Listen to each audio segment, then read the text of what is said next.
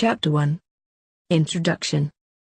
The man WHO thought his way into partnership with Thomas A. Edison.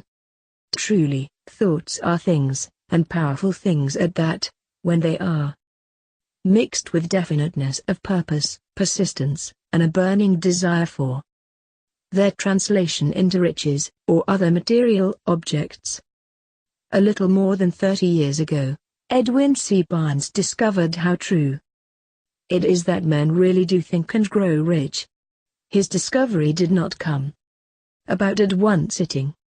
It came little by little, beginning with a burning desire to become a business associate of the great Edison.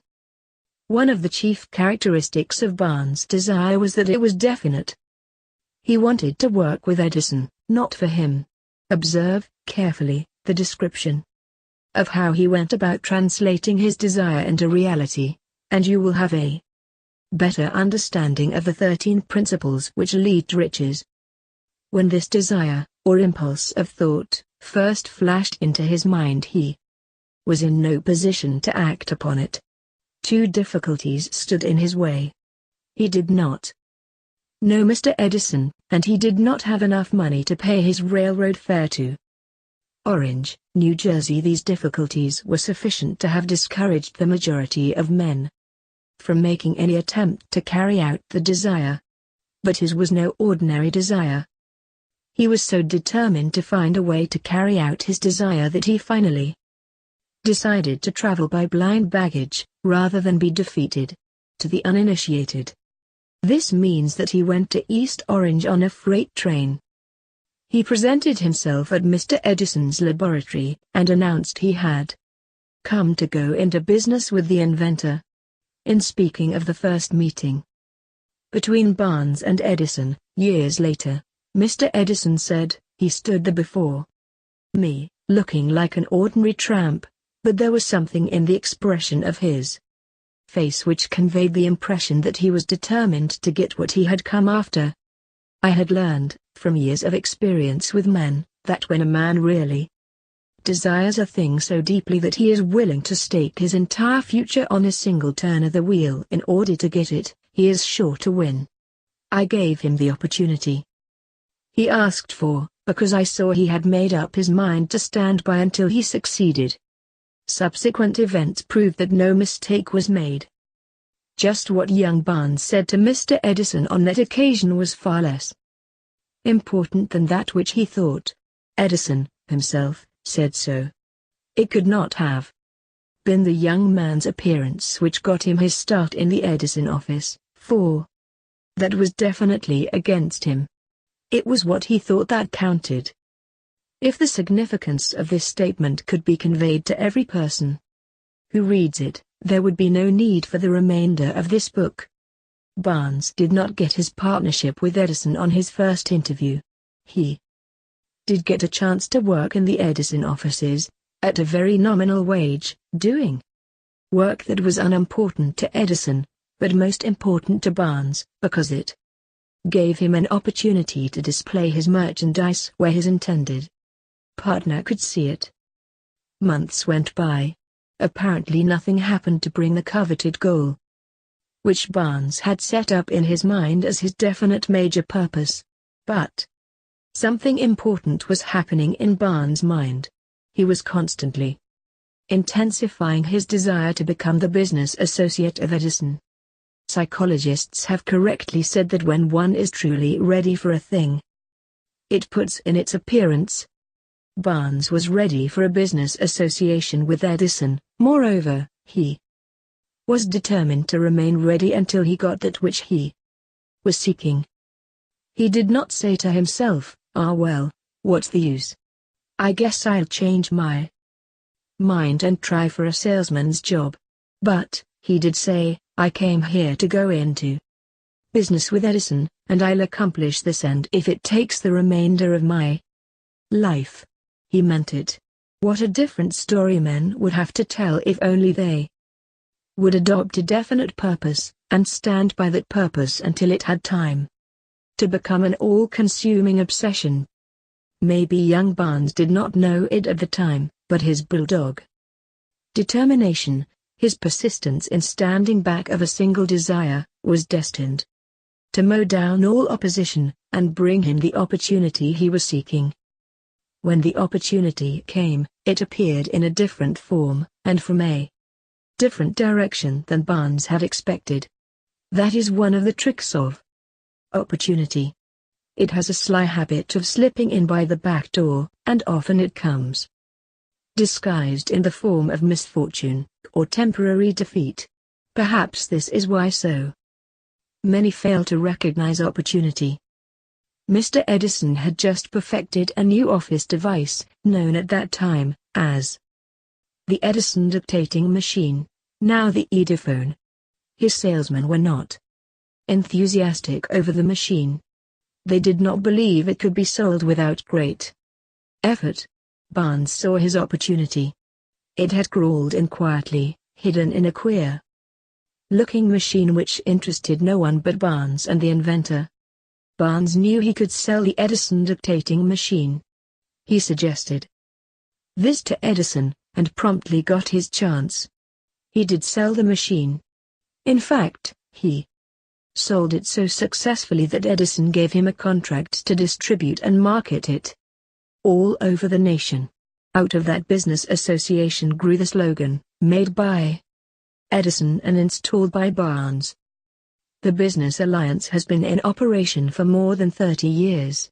Out of it Barnes has made himself rich in money, but he has done something infinitely greater. He has proved that one really may think and grow rich. How much actual cash that original desire of Barnes has been worth to him, I have no way of knowing. Perhaps it has brought him $2 or $3 million. But the amount, whatever it is, becomes insignificant when compared with the greater asset he acquired in the form of definite knowledge that an intangible impulse of thought can be transmuted into its physical counterpart by the application of known principles. Barnes literally thought himself into a partnership with the great Edison. He thought himself into a fortune. He had nothing to start with, except the capacity to know what he wanted, and the determination to stand by that desire until he realized it. He had no money to begin with. He had but little education. He had no influence. But he did have initiative, faith, and the will to win. With these intangible forces he made himself number one man with the greatest inventor who ever lived. Now, let us look at a different situation, and study a man who had plenty of tangible evidence of riches, but lost it, because he stopped 3 feet short of their goal he was seeking. 3 feet from gold. One of the most common causes of failure is the habit of quitting when one is overtaken by temporary defeat. Every person is guilty of this mistake at one time or another. An uncle of Abu Dhabi was caught by the gold fever in the gold rush days, and went west to dig and grow rich. He had never heard that more gold has been mined from the brains of men than has ever been taken from the earth. He staked a claim and went to work with pick and shovel. The going was hard, but his lust for gold was definite. After weeks of labor, he was rewarded by the discovery of the shining ore. He needed machinery to bring the ore to the surface. Quietly, he covered up their mine, retraced his footsteps to his home in Williamsburg, Maryland, told his relatives and a few neighbors of the strike. They got together money for their needed machinery, had it shipped. The uncle and Darby went back to work there. Mine. The first car of ore was mined, and shipped to a smelter. The returns proved they had one of the richest mines in Colorado. A few more cars of that ore would clear the debts. Then would come the big killing in profits. Down went the drills. Up went the hopes of Darby and uncle. Then something happened. The vein of gold ore disappeared. They had come to their end of the rainbow, and the pot of gold was no longer there. They drilled on, desperately trying to pick up the vein again, all to no avail. Finally, they decided to quit. They sold the machinery to a junk man for a few $100s, and took the train back home. Some junk men are dumb, but not this one. He called in a mining engineer to look at the mine and do a little calculating. The engineer advised that the project had failed because the owners were not familiar with fault lines. His calculations showed that the vein would be found just 3 feet from where the Darbys had stopped drilling. That is exactly where it was found. The junk man took millions of dollars in ore from the mine, because he knew enough to seek expert counsel before giving up.